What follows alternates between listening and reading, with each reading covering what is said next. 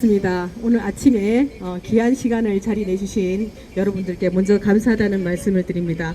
어제보다 오늘이 훨씬 더 추워진 것 같아요. 그래서 오늘 나오시는 길에 좀 힘들고 마음이 망설여지기도 한 분들이 계실 텐데 먼저 이 자리에 함께 해주신 분들께 감사하다는 말씀을 드리겠습니다.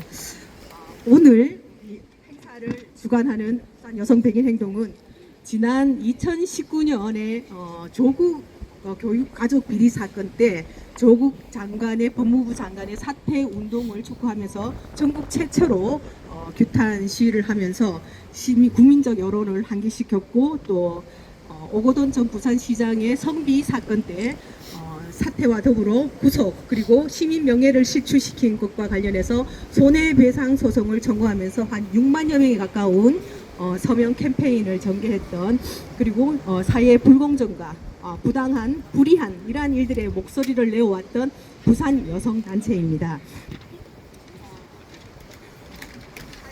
사실 탄핵이 지금 심판이 막바지에 이르고 있습니다.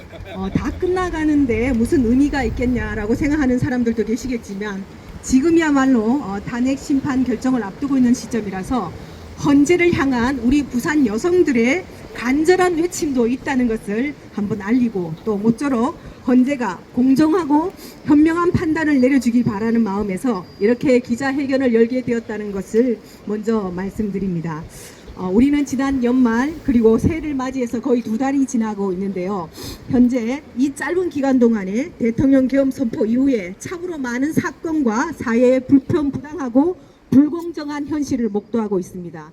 시범적 계엄보다 더 잔인하고 무지막지한 입법부와 사법부의 행포에 국민들은 억장이 무너지고 있습니다.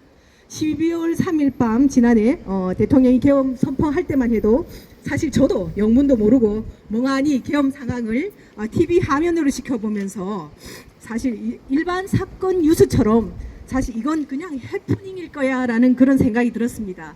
그렇게 심각한 상황으로까지 발전하지 않을 것이라는 막연한 기대감이 있었는데 아니나 다를까 2시간여 만에 상황은 종결되었습니다. 이 과정에서 어느 누구도 일반 시민들이 다치거나 안전사고가 발생하지 않았고 또 그야말로 유혈 사태는 일어나지 않았죠. 비폭력, 비무력적인 계엄이었습니다.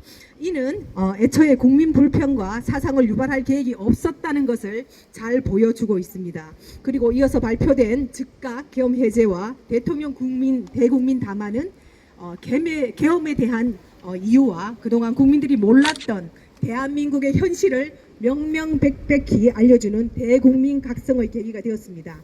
당초 계엄을 욕하던 사람들마저 이제는 전부 대통령을 이해하는 분위기로 전환되었고 또 일각에서는 계엄령을 계몽령이라고 부를 정도로 상황은 대반전의 상황이 되었습니다.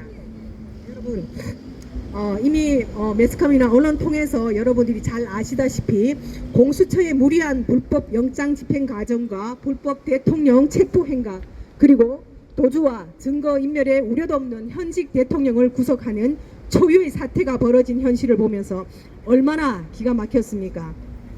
상식적인 대부분의 국민들은 과연 대한민국의 법이 살아있는가 하는 의구심이 들었을 것입니다.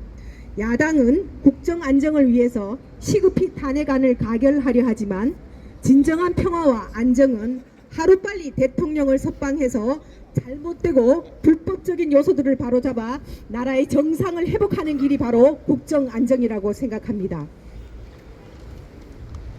수사권도 없는 공수처의 무능한 수사와 당사자인 대통령의 진술 하나 없이 오로지 오염된 증인들의 진술에만 의존한 수사 기록을 가지고 헌재의 재판이 진행되고 있으니 이 무슨 말도 안 되는 행각이란 말입니까?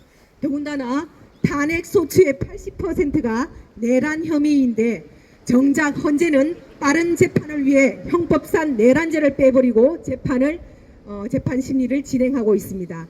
이런 탄핵 심판은 애초에 각하됐어야 할 재판이 부당하게 진행되고 있는 것입니다. 또한 무엇보다 심각한 것은 헌재의 불공정한 재판에 있습니다. 한 주에 2차례 이상 무리하게 재판을 열어서 속도전으로 밀어붙여왔고 인권위에서도 지적했듯이 피청구인의 방어권이 보장되지 않는 반인권적 재판과 반대 신문 사항을 또 미리 내도록 압박해서 상대층의 정보가 흘러가게 하고 계엄의 아주 중요한 포인트였던 부정선거는 지금도 많은 국민들이 알고 싶어하는 검증의 대상임에도 불구하고 여지없이 기각시켜버렸고 사실상 재판은 실시간 재판 과정에서 증언과 변론 심리를 통해서 판단함으로써 살아있는 재판이 되어야 함에도 탄핵 심판이 뒤에서 미리 대본을 짜온 TF의 재판이 진행된다니 헌재 재판관들은 허수아비가 아니고 무엇이란 말입니까? 헌재 재판관들은 그야말로 편향성을 배제하고 법과 양심에 따라 공정하고 정당하게 양심적으로 재판에 임해야 함에도 TF에 의존한다는 것은 답정너식으로 미리 결과를 정해놓고 책임을 지지 않으려는 모양새를 갖추기 위한 궁색한 변명거리에 지나지 않습니다. 도대체 헌재는 누구를 위해 존재하고 무엇을 하는 곳인지 그 존재 이유를 모르겠습니다. 진정 헌재는 거대 야당의 눈치를 보고 알아서 기는 권력의 신여란 말입니까? 생생한 민심에 귀 기울일 줄 모르는 헌재 재판관들은 보고 싶은 것만 보고 믿고 싶은 것만 믿으며 그야말로 아까 말씀드렸지만 닥정너식으로 임하고 있습니다. 지금 탄핵 심판에 임하고 있는 재판관 중에는 편향성과 도덕성 등이 문제가 되어서 스스로 깊이 회피 신청을 하고 물러나야 마땅하다고 생각되는 재판관들도 있음에도 양심의 가책도 없이 지금 재판을 하고 있습니다. 맞습니다. 한 나라와 대통령의 명운을 가를 심판을 하기에는 국민 눈높이에도 맞지 않고 신뢰도 받지 못할 것입니다. 이제 더 이상 손바닥으로 하늘을 가리는 격으로 국민들을 속일 수는 없습니다. 헌재는 두 눈으로 똑똑히 지켜보고 있는 국민들을 생각해서라도 역사에 남을 오점이 될 재판을 하지 않도록 촉구합니다. 그리고 지금 2030을 중심으로 전국 곳곳에서 울려 퍼지는 국민들의 간절한 호소와 목소리에 귀 기울여 줄 것을 다시 한번 강력히 촉구드립니다. 여러분 추운 날씨에 감사드립니다.